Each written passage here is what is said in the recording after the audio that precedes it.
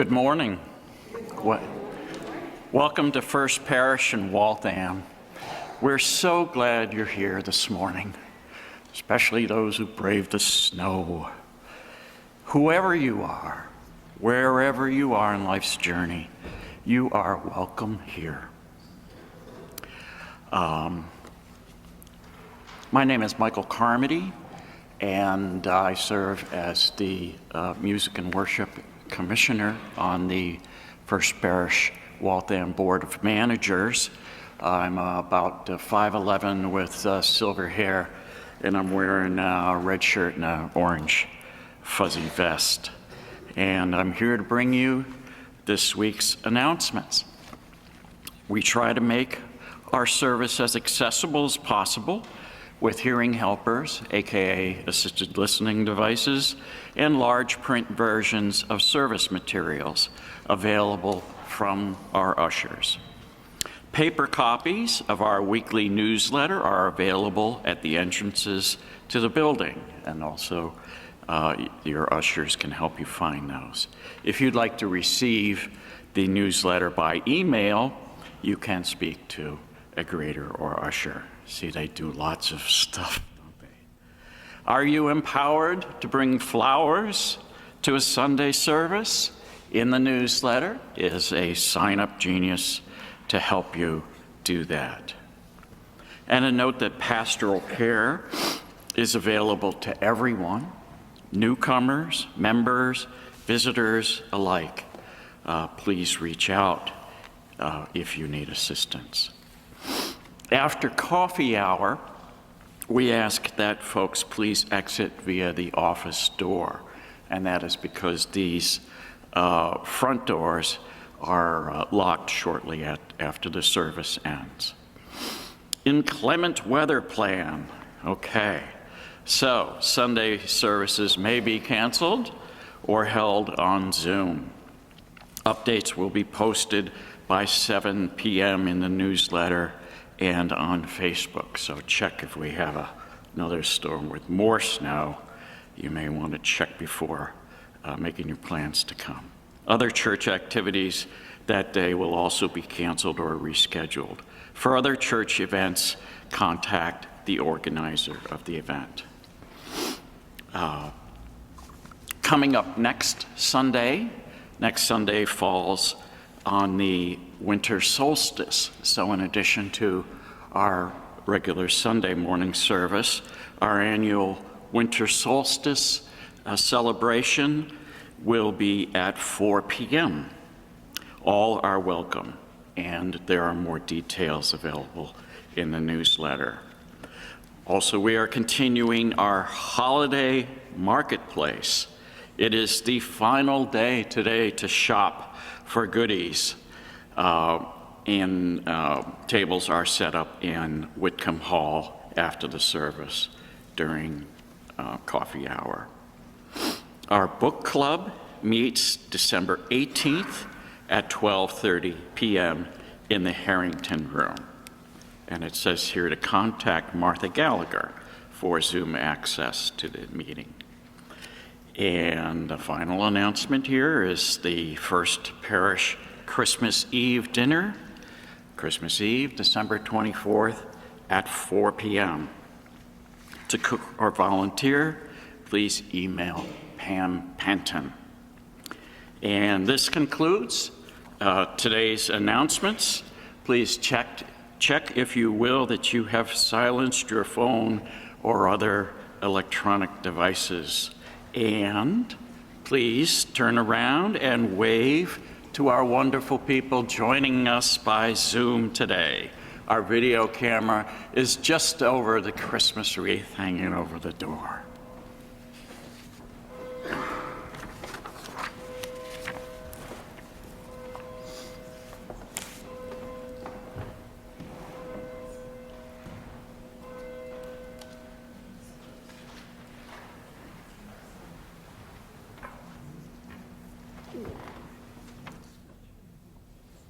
Good morning. I'm Ken Johnson. Today I am wearing a plaid shirt and khaki pants. And I'm a 64-year-old Caucasian man. Today, we are glad to be welcoming Devin Shmueli. Take a bow, David. As our worship leader today. Devin Shmueli serves as Director of Family and Community Ministries at the First Unitarian Universalist Society in Newton, also known as FUSIN. He has a passion for learning from and listening to the wisdom of people of all ages and stages in life, because he believes that even the smallest child can help serve as a guide on the path of responsible meaning-making. Thank you, Devin, so much for joining us this morning. Our opening words this morning come from Pat Uribelikti and are entitled, We Gather. We gather, we bring our sorrows, our disappointments, our failures.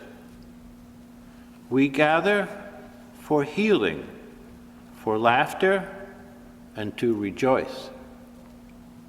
We gather to find new ways of loving, new ways of thinking, new ways of being. We gather, yes, always we gather, for it is in gathering that we find our hope.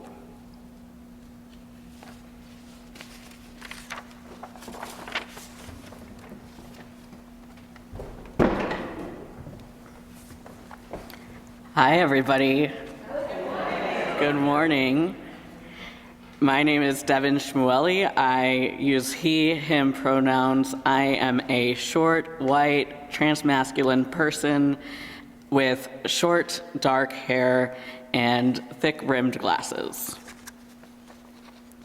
And now we light our chalice. We light this chalice as a symbol of our respect, care, and responsibility for ourselves and one another. May this single flame guide us to honor wisdom, act with courage, love generously, keep our promises, and choose hope for a better world. May our time together be sanctified by this light.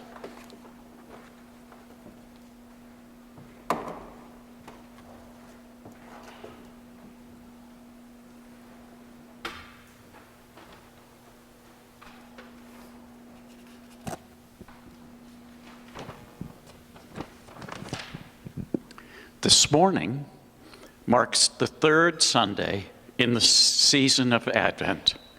In the Western Christian tradition, Advent marks the beginning of the church year, recognizing the transforming power of God in the world and anticipating the birth of Jesus and the celebration of spiritual light.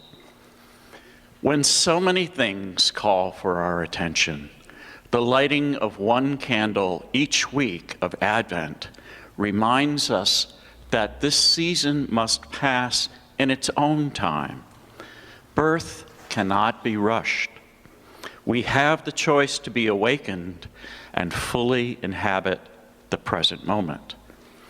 The light of Advent grows brighter and brighter as we celebrate our coming together as a community. This morning, we light candles from the first 2 weeks of Advent and a third candle.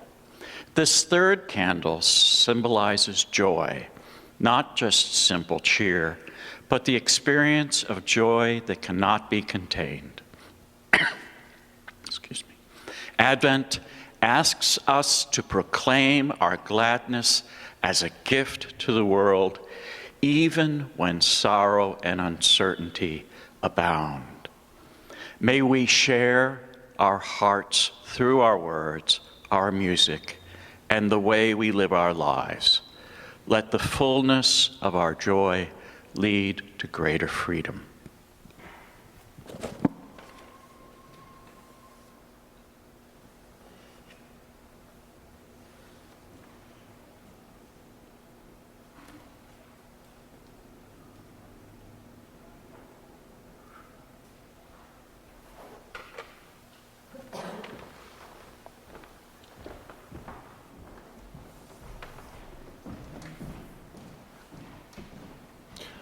Our opening hymn this morning is number 223, Rock of Ages, Hear Our Song.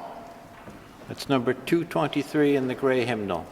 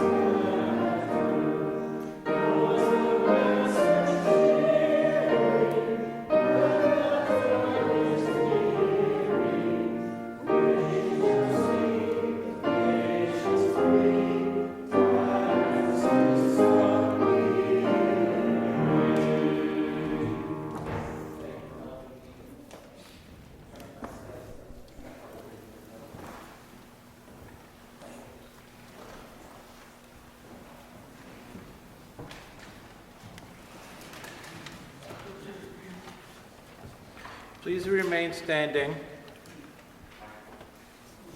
Please remain standing and join us in our affirmation. If you are new here, you can find it in your order of service and on the screen. It begins with the word love. Love is the spirit of this church, and service its law. This is our great covenant, to dwell together in peace, to seek the truth in love, and to help one another. Thank you, and please be seated.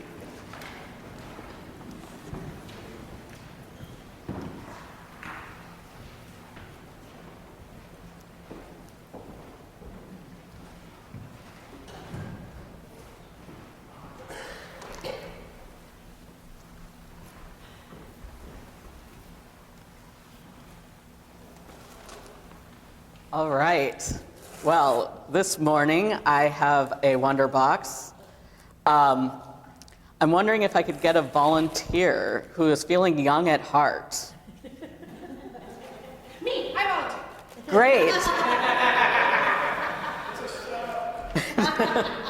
Well, so inside this box, do you want to take a look first? There's something shiny, there's a box. There's two things. So this, do you know what this is? Does anybody know what this is? I see other hands up. Oh my gosh, I don't even know who to call on first. Carla. It's a menorah. Who knows what a menorah is?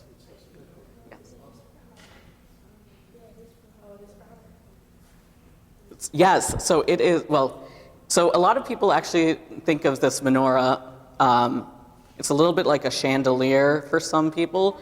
Back And it's funny because back when the temple, before the temple was destroyed, this menorah actually had 7 branches. So there was only 3 on each side and then this little helper side.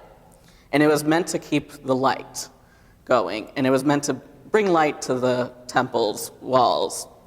And typically inside it, our modern menorahs don't have it this way. But there's actually little cups that you use oil and wicks in. And that's how they lit the menorah back in the day. And so we now see that this has 4 branches and the little helper candle. And that is because, does anybody know why? Plum?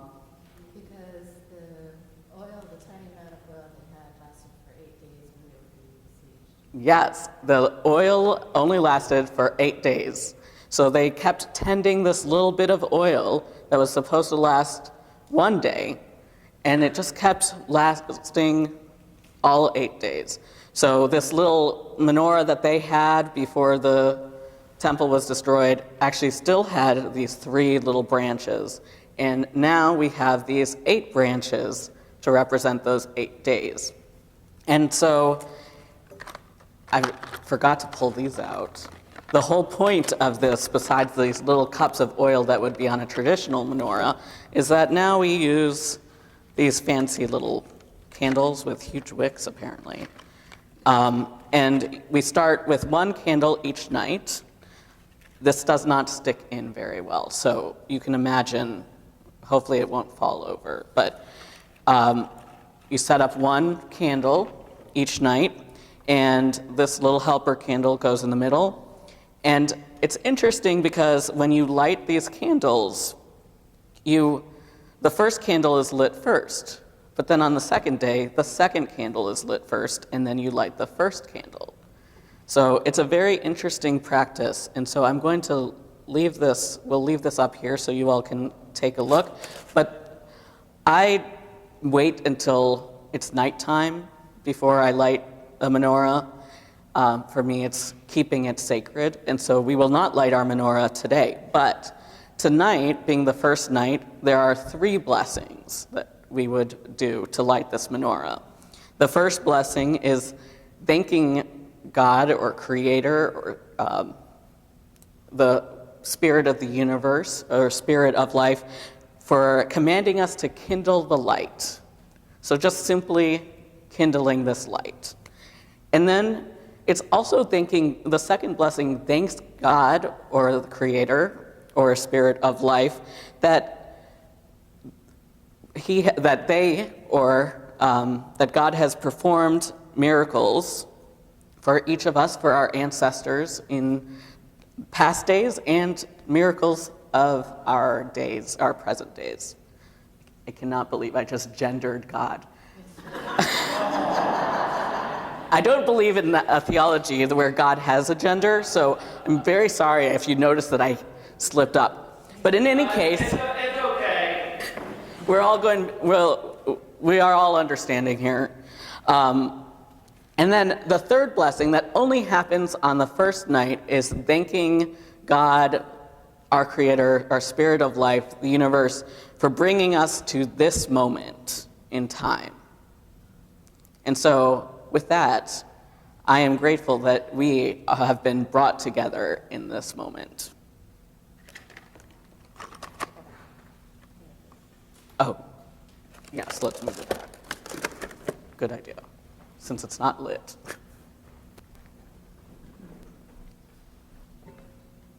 And now we will be singing Light One Candle, number 221.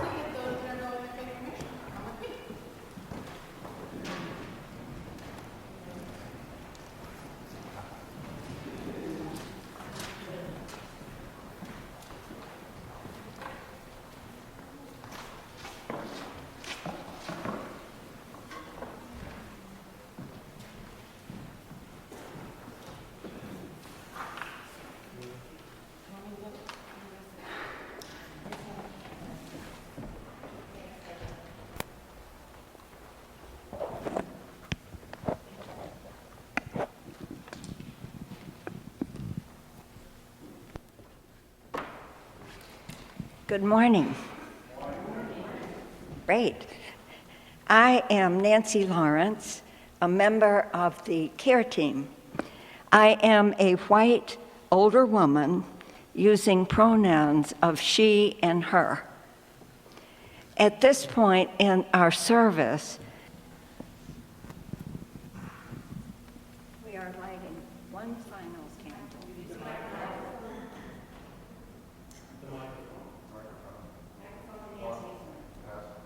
Oh, no, I was gonna. Oh, we lit one final candle for anyone who is holding a joy or a sorrow, but didn't feel that you could come forth. We are holding you in our hearts as well. Thank you. I'll take that back up.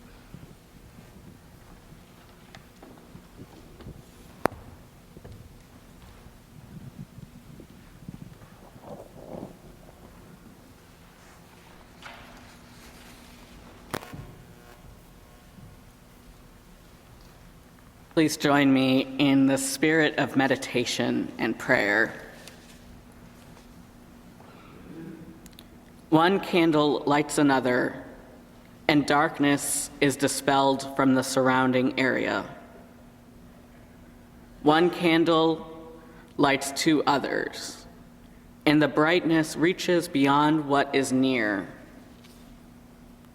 One candle lights three others, and the closest corners are no longer dark. One candle lights four others, and the walls begin to shine with illumination. One candle lights five others, and the room begins to feel warm and inviting. One candle lights six others, and people begin to reflect the candle's glow. One candle lights seven others, and people farther away are attracted to the light. One candle lights eight others, and the world begins to take notice of the brilliance. 9 candles now burning harmoniously together. They have the power to dispel darkness. They have the power to shine light into our world. They have the power which comes from building one upon another, working together in harmony, achieving the brightest light they can shed. We can become like those candles in these hard times. We can be candles igniting the flame of one another, candles shining brightly together, shedding a light which casts all people out of the darkness and into a brilliant and better world.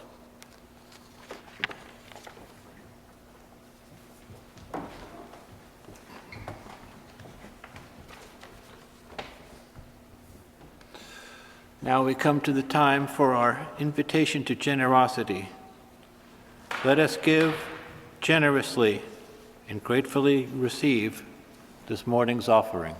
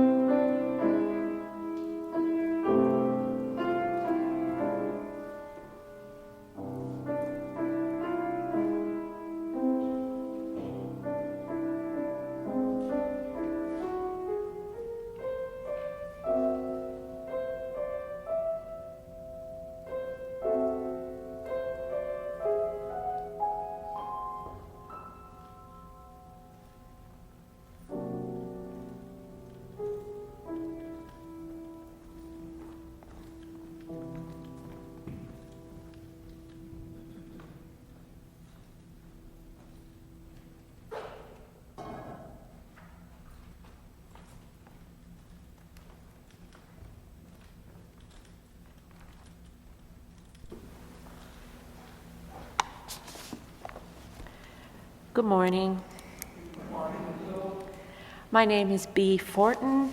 I'm a white woman in my 60s, pronouns she, her, wearing pink and purple today. Our reading today is How the Light Comes by Jan Richardson.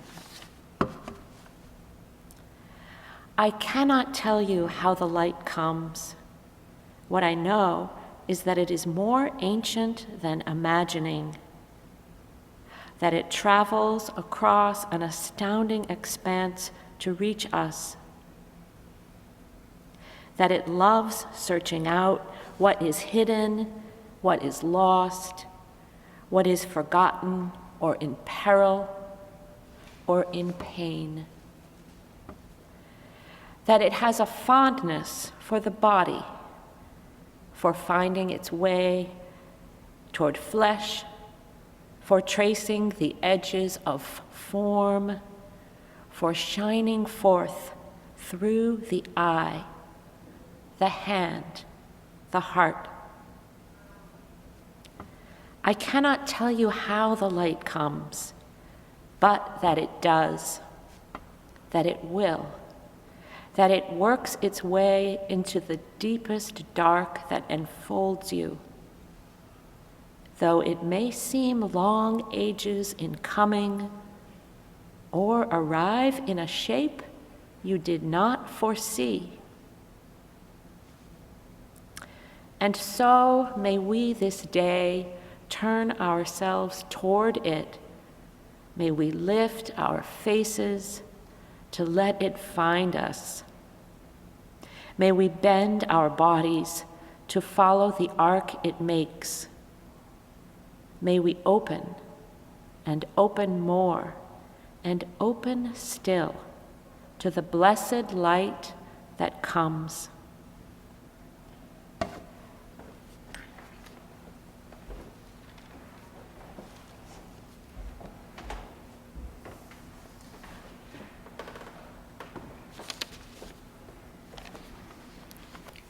Before I begin my sermon, I do want to take a moment to recognize that Chanukah is a time where we remember anti-Semitism, and it feels like not a week goes by where some form of hate takes place.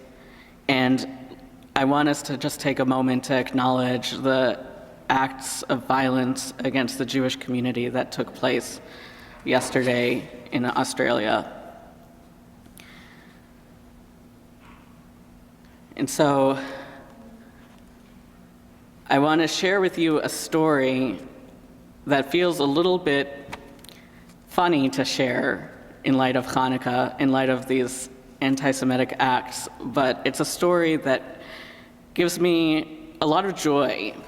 It's actually one of my favorite stories about a very wealthy businessman. He had 3 sons, and his business was really successful even into his old age. He had no idea which son would, could, or should take over the management of his business. In order to determine which son was the right son to manage his business, the father decided to put all 3 of them to a test. He did this because he wanted to know who was the most creative, thoughtful, and resourceful son. So one day, he gathered his 3 sons and brought them to a completely empty room. Nothing inside it. No furniture, no windows, just bare walls. And he gave them a simple instruction. Fill this room as best as you are able. Each of you will have a turn. The oldest son went first. He approached the task with force, efficiency. He called bulldozers in and earth-moving equipment. Workers arrived with shovels and wheelbarrows.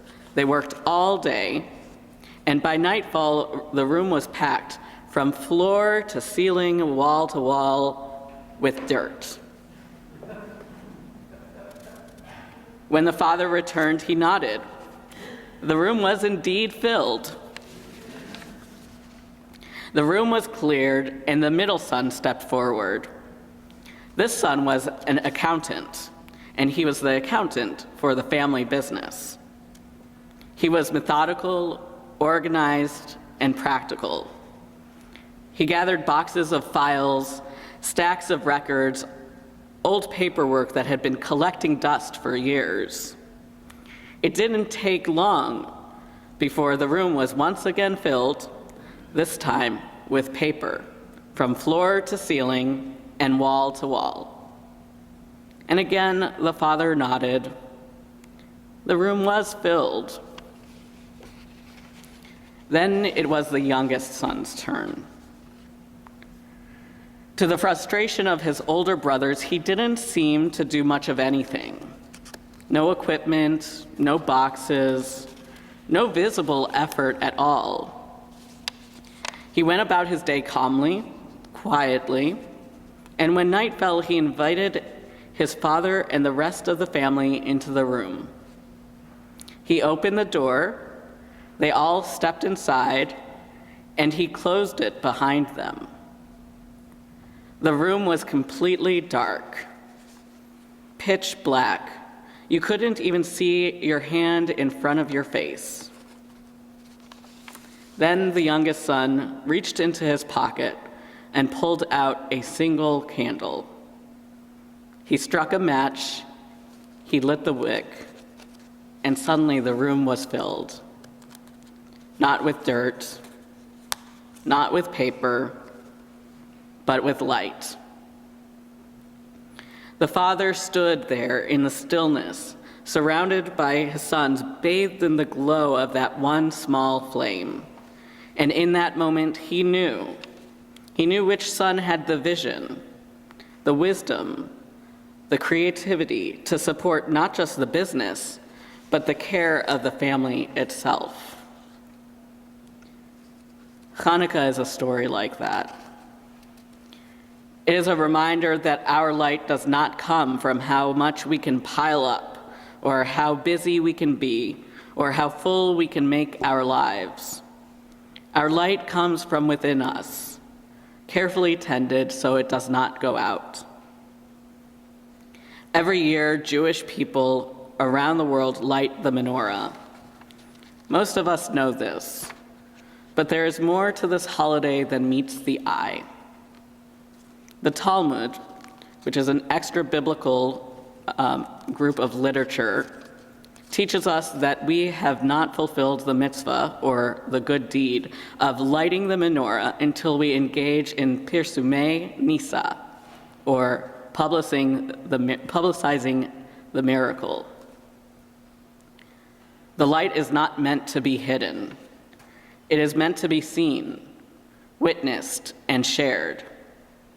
We have not truly observed Chanukah until we have done so. That's why many Jews place their menorahs in windows visible to neighbors and strangers passing by.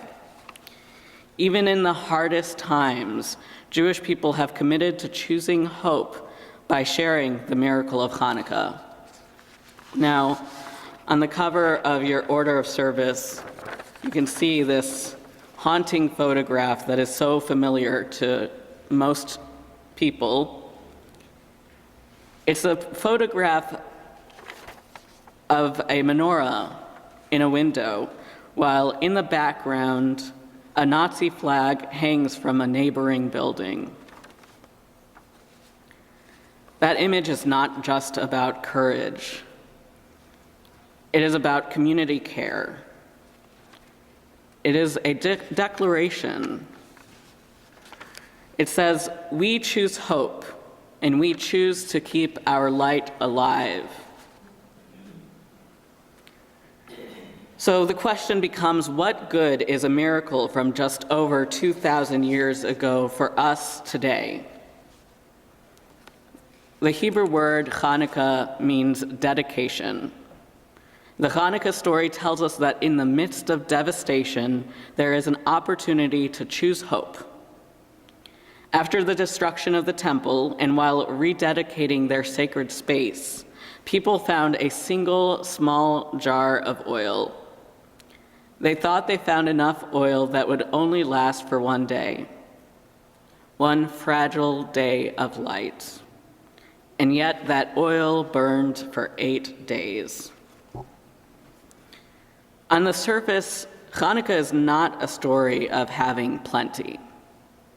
Chanukah tells us about a time of fear, uncertainty, and perceived scarcity, met with surprise abundance.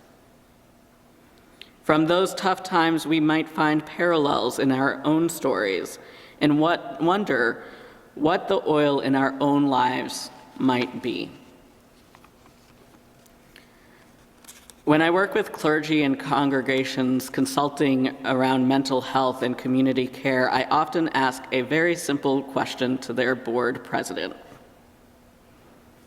What do you do to take care of you?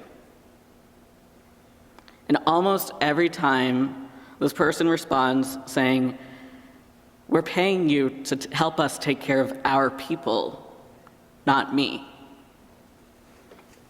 And I say, that may be true, but what about you?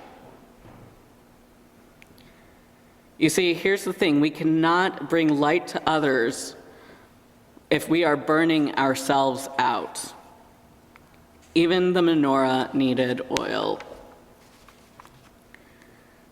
And radical self-care can act as the oil in our lives, fueling the light within us.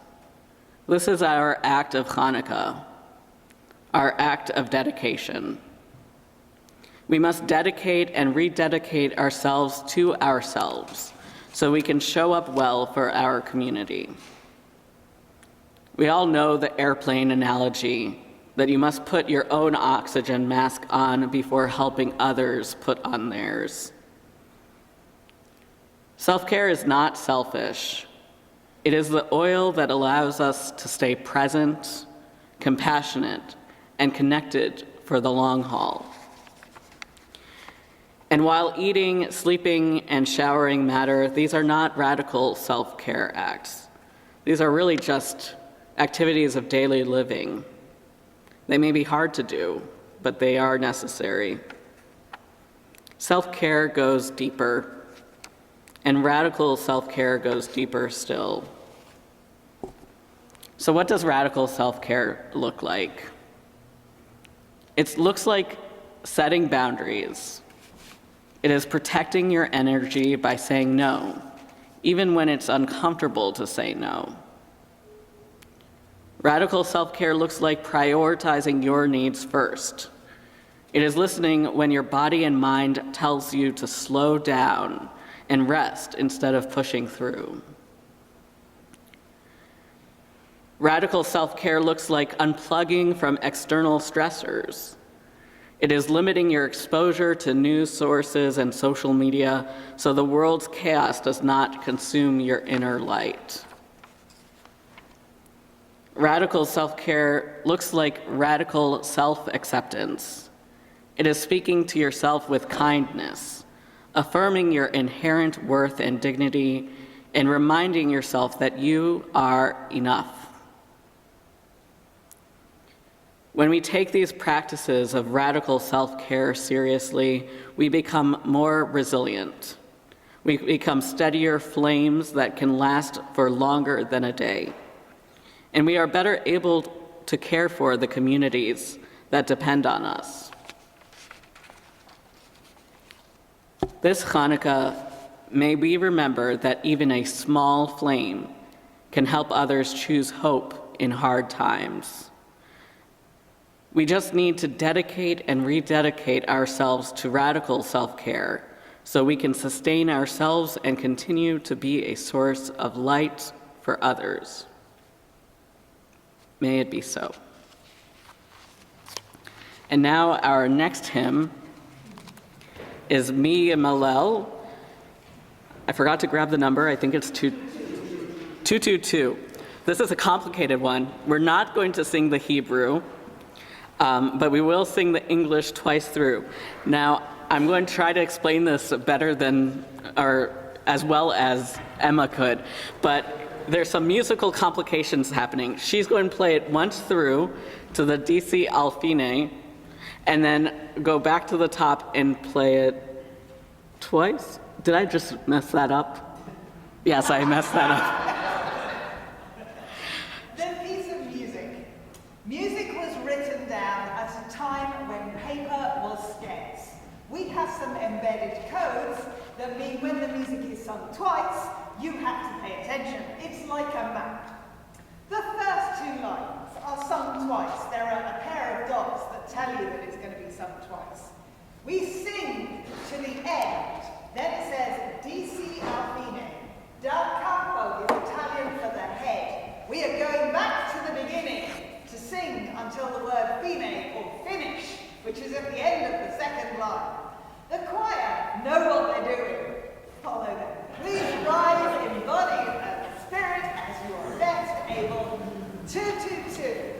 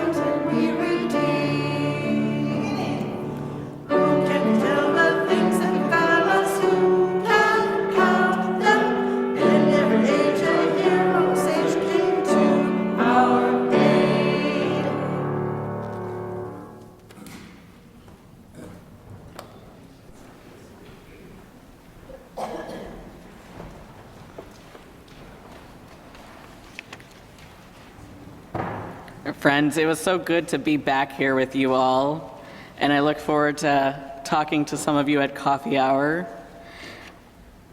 I have these closing words for our chalice extinguishing. They are An Unquenchable Flame by Ben Atherton Zaman. As we extinguish the flame on our chalice, we ignite it inside ourselves. Our commitment to our mission and to one another is an unquenchable flame. Let us remember that we are not alone until we light this flame next time.